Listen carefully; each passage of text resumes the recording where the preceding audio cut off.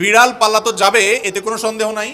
কারণ নবী করিম সাল্লাল্লাহু আলাইহি সাল্লাম বিড়াল সম্পর্কে বলেছেন, ফাইন্নাহা মিনাত তাওয়াফিনা আলাইকুম আত-তাওয়াফাত, বিড়াল তোমাদের বাসা বাড়িতেই থাকে, এই জন্য তার ঝুঁটাকে তিনি হারাম করেন নাই।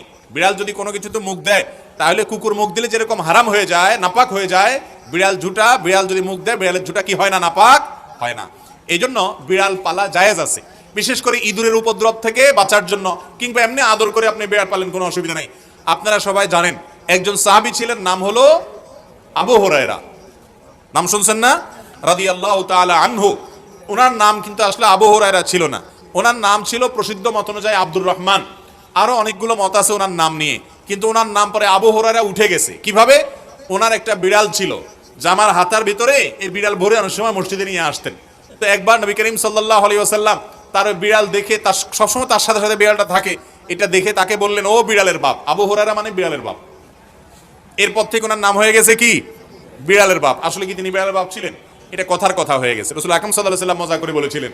তো তারপর থেকে ওই নামে তিনি পরিচিত হয়ে গেছেন।